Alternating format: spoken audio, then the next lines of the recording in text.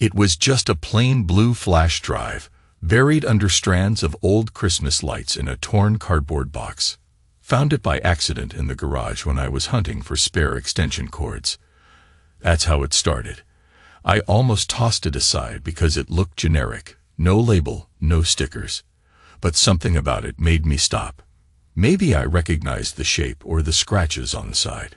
Either way, I set down the box, picked up the flash drive, and turned it over in my hands like it might have some clue on the back. Nothing. Just that dull plastic.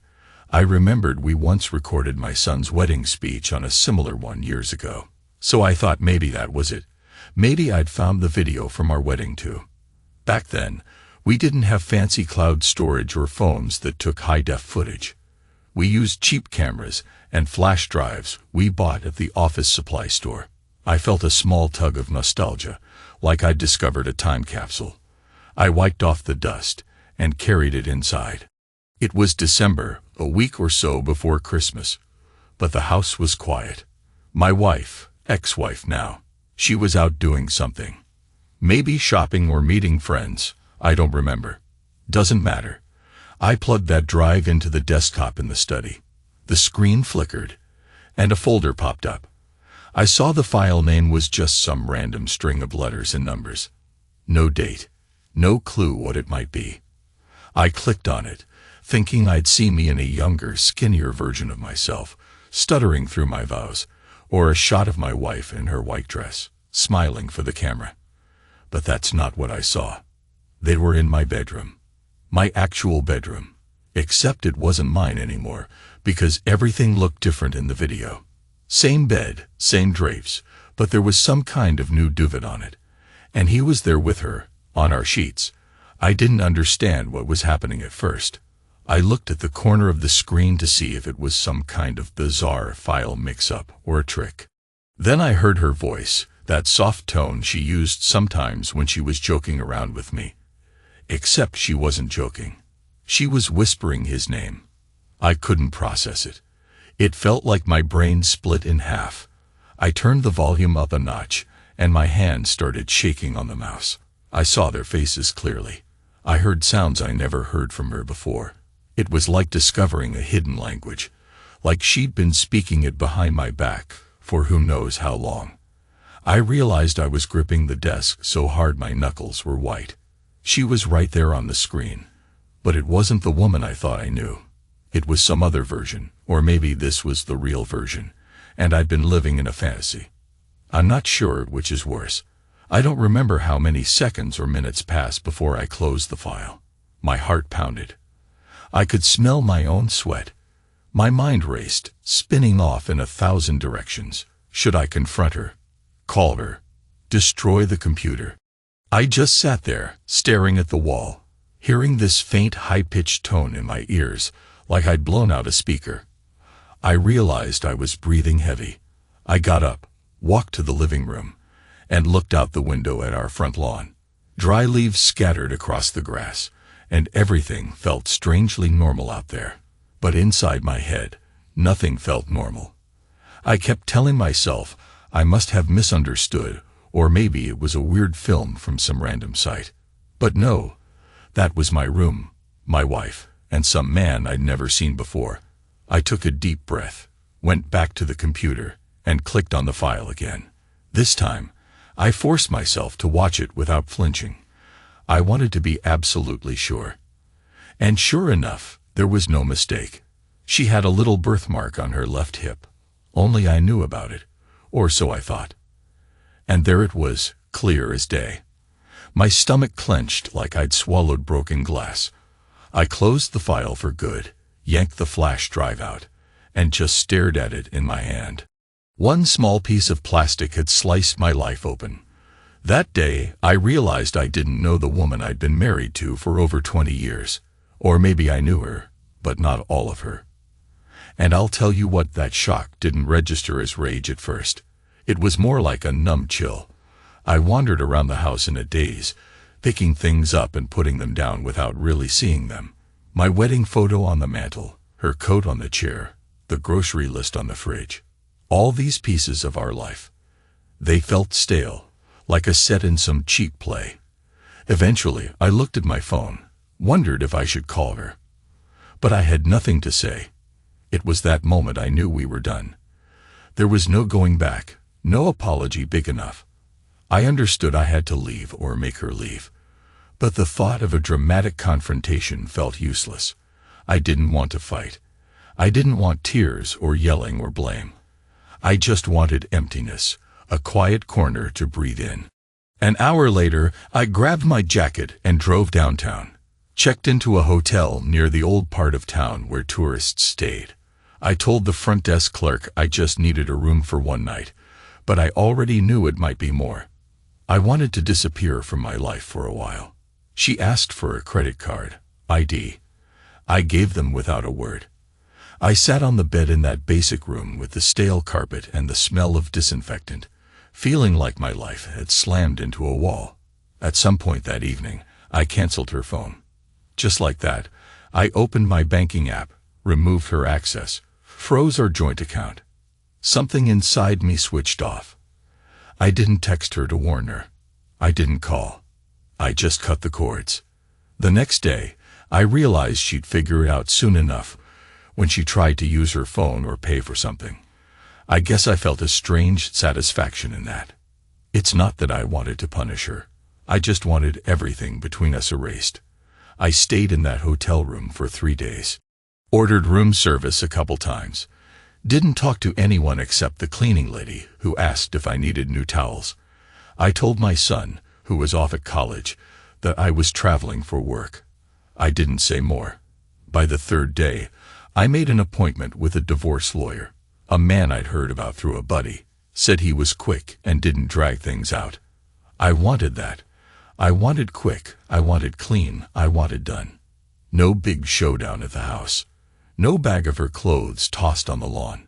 Just me, alone in a quiet office with a middle-aged lawyer who looked half bored, half sympathetic. He asked if there was any particular reason for the divorce. I told him I had personal grounds, but I didn't plan to go for a big fight. I said I just wanted the legal part done with minimal noise. He nodded, said he could handle that. Asked about property, assets. I explained the house was in my name since 2002, business in my name as well, car from my father. We'd married well after I'd set everything up, so it was all mine on paper. He said that might make things simpler, but we'd see. He asked if there were children. I said we had one son, but he was almost an adult, finishing high school soon, and I expected him to stay with me. He's always been closer to me, and I suspected he wouldn't want to stay with his mom once he found out what she did. Lawyer nodded, scribbled something, asked me if there was a chance to settle custody without drama. I said I wasn't sure, but I'd find out. My gut told me she'd give up easily once I made it clear I wasn't budging. I thought I'd go home that night and face her. But I didn't. I couldn't handle that yet. I stayed away, kept paying for the hotel, kept ordering takeout. My phone beeped a few times, her calls bouncing in, but I ignored them. She tried texting me from a friend's phone. Said I needed to talk. I didn't respond. I wanted her to realize how final this was. I wanted her to feel that door slamming shut. Then on the 4th day, I got a text from her, short and frantic. "Where are you?" I didn't reply. I scrolled up to see her earlier messages. "Let's talk. I don't understand. Please answer." I just stared at them. There was a time I would have rushed to calm her, to explain myself, to salvage things. But not now. Her betrayal had flipped a switch inside me, and I couldn't turn it back on. I asked the lawyer to file as soon as possible. He did. By the end of the week, we had papers in motion. No screaming match, no big showdown. Just the quiet, official process that would carve her out of my life. For all the hurt I felt, for all the rage boiling under my skin, I couldn't muster the energy to confront her face to face yet. I had a different approach in mind. I guess it was me shutting down, turning heartbreak into cold action. That's what I wanted. A clean break, minimal conversation, but nothing about it felt good or neat. I'd walk around that small hotel room in the morning, stepping on the same dull carpet, looking at the same beige walls, and this hollowness just pressed down on me. I think of how many years we spent together, how many nights we fell asleep side by side. I'd wonder when exactly she started to drift. Did I miss something obvious? Was it some slow, silent slip away from me? Or had she always been this way, just hidden it better until now? Those thoughts kept swirling. Sometimes I'd cry, but it came out in dry heaves, more like choking than sobbing. I felt old and naive, like a fool who believed in something he never really had. I reached a point where I had to see her eventually, but I delayed it. My lawyer told me there'd be a hearing to start the process, and we both have to be present. That was how it began, and in those first few days, all I felt was numb. I didn't know the depth of it yet. I had no clue what else was on that drive. No idea how deep her betrayal went. If I had known, maybe I'd have burned everything to the ground right then. But I guess fate wanted to twist the knife a little more, and I was going to learn the full extent of her secrets soon enough. When I finally walked through our front door again, she was sitting on the couch. I remember the late afternoon light across the living room floor. She looked smaller somehow, hunched over, eyes swollen like she'd been crying for days. She glanced at me, opened her mouth, but I just said, "Don't." She closed it. I walked past her, down the hallway, into our bedroom. I took out a duffel bag and started stuffing clothes in it. She stood in the doorway, silent. I didn't look at her. I could feel her presence, her breath, but I didn't give her anything. Then she whispered, "What did you see?" And I just shook my head, sipped the bag, walked out. That was it. No big speech, no dramatic meltdown. In that moment, I had no words left. She kept saying my name, soft, trembling, but I didn't reply. I left the house, got in my car, and drove away, leaving her standing there in the doorway. I guess that's when she truly realized it was over. That's how the first few days passed for me. Like a slow-motion car crash you can't stop. And I had no idea how much worse it could get. But I was about to find out. 3 days after that, I stood in front of a judge with my lawyer by my side, and the legal wheel started turning. I was filing for divorce after more than 2 decades of marriage, just like that. The judge recognized me from somewhere. We'd gone hunting years ago. He reminded me in a quiet moment after the session. It was strange how small this world could be. He looked at the paperwork, saw that the house was in my name, the business in my name, and my father's name was on the car. He nodded, didn't see anything complicated about the split. No minor children to worry about. Even though my son was still finishing high school, we all knew he'd decide for himself. And I knew he'd stay with me. I just wasn't prepared for the conversation I'd have with him later, when he'd ask why. I left the courthouse feeling empty, like I'd signed away a chunk of my own soul. But that emptiness gave me some peace. I thought the worst was behind me. I had no idea there was another file on that same flash drive, one that would drag me further into the dark. She called me one evening, maybe a week later, after I'd officially moved back into the house. My son was staying with me, mostly out of loyalty, or maybe just because he felt something was off with his mother. She still had her own things in the house, but I didn't see her much. She stayed away or came by when I was out. The tension was thick, but there weren't any screaming matches. We were both too tired for that. Or maybe I just refused to engage. Anyway, that night she called me, said, "You might want to check that flash drive again." At first I thought she was bluffing, trying to twist the knife. I said nothing. She got quiet, then said, "There's more on it." I forgot. "Just look." I hung up. Maybe she wanted me to see, or maybe she was trying to stop me from rummaging further. Hard to say. But her call planted a seed in my head. I started thinking back to that folder I opened, with the random file name. I wondered if there was another folder I'd missed. It took me a couple of hours to work up the nerve. My son was in his room, probably gaming or talking to friends online. I locked myself in the study, plugged the flash drive back in. Sure enough, there was a hidden folder titled with her maiden name. I swallowed hard. I clicked on it, and my eyes locked onto a list of files. Several videos, all with date stamps from years ago. Long before I married her. I stared at the names. Some were just months and years, like 08 to 93 4, 03 to 95 4. I clicked on one. It opened, and I recognized my own brother's face. He was younger, his hair thicker, but I'd know that smile anywhere. He was my brother, after all. And he was with her, in a cheap-looking motel room. Cheap floral bedspread, the two of them tangling up in each other. I froze. My stomach lurched. I slammed the laptop shut. The date on that file was from the year she and I started dating seriously. My blood turned cold. Had she been doing this all along, right under my nose? I scanned through the other file names. There was one with my neighbor's name on it, the guy who used to share a garage space with me for a project car. Another with the father of my godson. A man who'd passed away 5 years ago, but hearing his voice on that old tape was unmistakable. Each video was like a piece of my life twisted into a lie. I watched them. Every single one.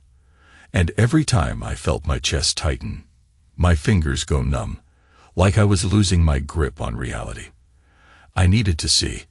I needed it burned into my brain, so I'd never forget.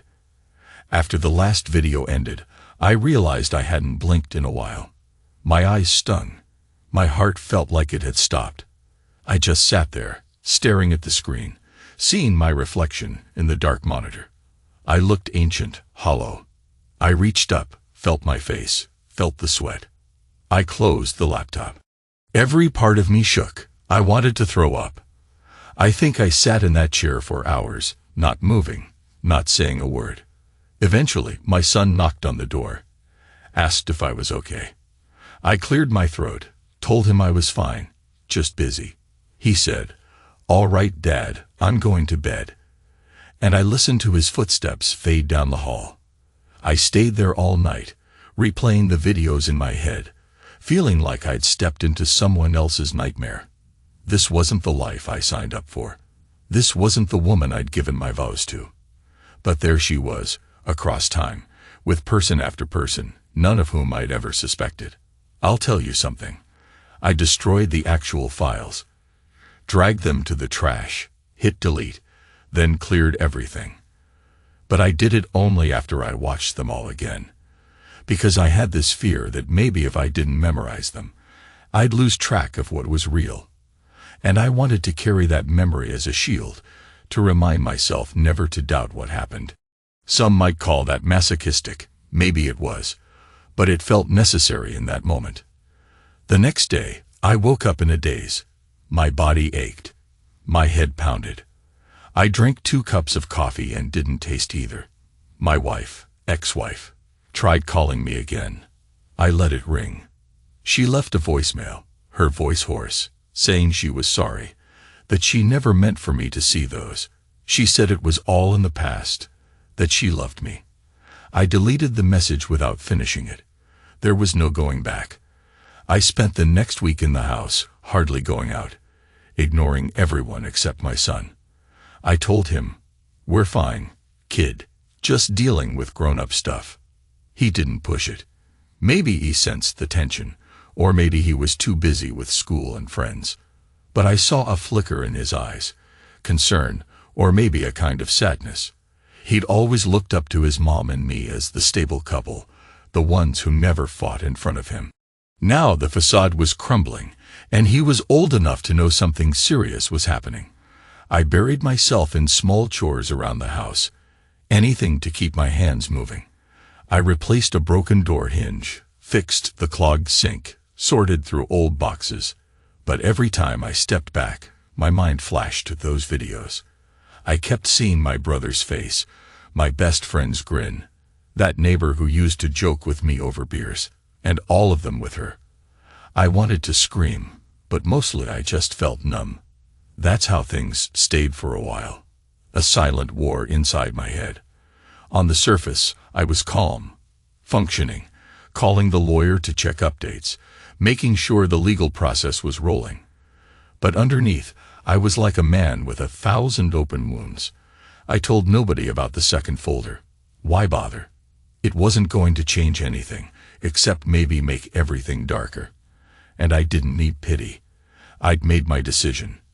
I was divorcing her, and that was that. I just didn't know how final my next step would be, or how far I was willing to go to show everyone, once and for all, what she'd done. Time crawled toward that big anniversary party at her mother's place. My soon-to-be ex-wife had asked me if I was still planning to show up. Months earlier, I'd promised I'd come, back when we were pretending to be a normal couple. Back then, her family was planning a grand celebration for her mother's milestone birthday. Relatives, friends from church, neighbors, everyone in one place. Part of me wanted to skip it entirely, to just vanish from that side of her life. But something in me said I should go. I'm not sure if I was looking for closure or if I had the seed of a plan forming in my head. Maybe it was both. I decided I'd go. I told her in a short phone call. She didn't argue or question it. Maybe she thought there was a slim chance I'd keep the peace, that I wouldn't air all the dirty laundry. She knew me as a private man, someone who hates public drama. She was right about that, usually. But this time, something inside me had snapped. I'd seen enough. I couldn't let it all slide into the dark without a reckoning. I wanted her to feel that final blow, the public shame. Maybe that's petty, but after seeing those videos, I felt like she deserved no mercy. So, as the day approached, I made my plans. I spent hours on my computer, cutting up those videos, selecting the parts that showed unmistakable angles, faces, moments. I kept it to 5 minutes total, just enough to deliver the truth without making it a grotesque spectacle. I added some music, some slides with text. Memories, I called it, a twisted little highlight reel. Then I placed it on a small external drive. I tested it on a projector I borrowed from an old contact at my business. I made sure everything worked flawlessly.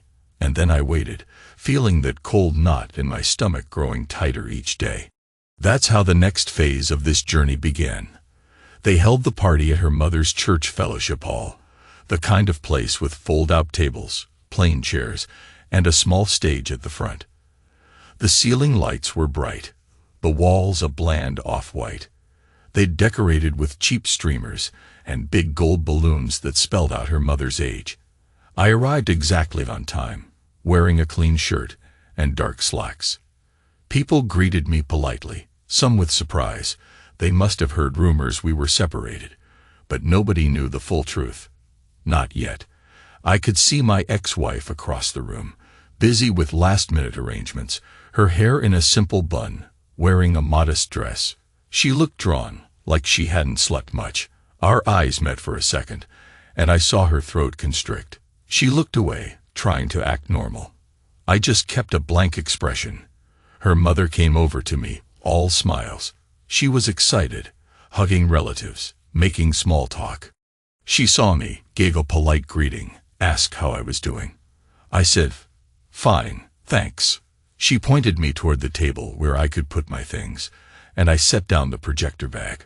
I said I had a special presentation to share. She smiled, said that sounded lovely, something about how nice it was that I was still involved in the family. I just nodded. My heart thumped in my chest, but my face stayed calm. As everyone gathered, plates of food started circulating.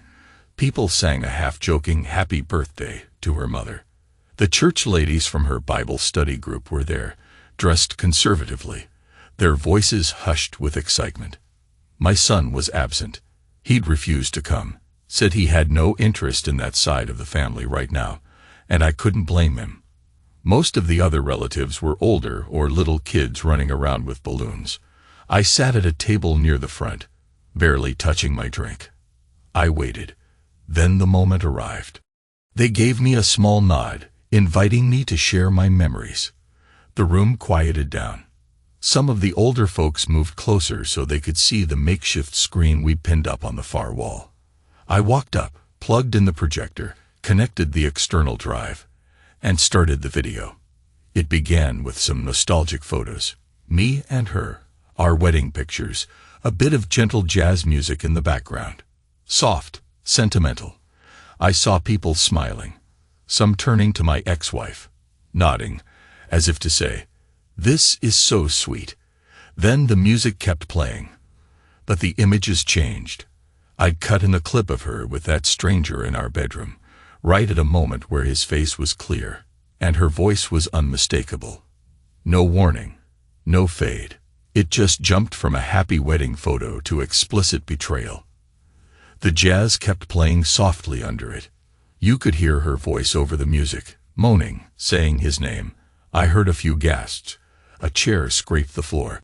My ex-wife's mother stood up, staring at the screen, her mouth open. Another relative muttered, "What the hell is this?" in a shocked tone. I didn't stop it. I just let it roll. The next scene, her with my brother, a younger clip. Then the one with my best friend, the neighbor, my godson's father. All of them flashing by in a quick montage, each face undeniable, each moment captured. People started screaming, cursing, covering their eyes. But some just kept watching in horrified fascination. My ex-wife's mother let out a piercing shriek. The church ladies scrambled to cover the children's eyes, ushering them away.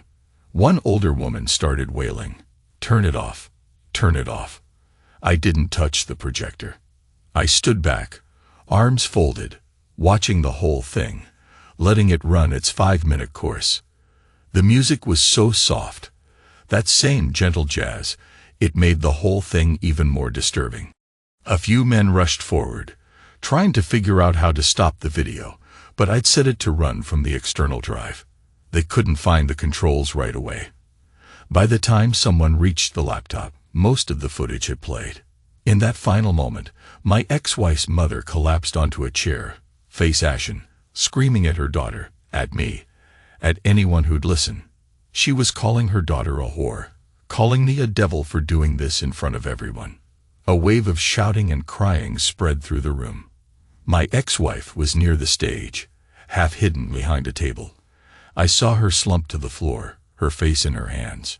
She might have fainted. People were trying to help her. I didn't bother looking too long. I turned around, picked up my coat, and walked out. Nobody tried to stop me. If they wanted to finish or replay it, that was up to them. I wasn't sticking around for the aftermath. My part was done.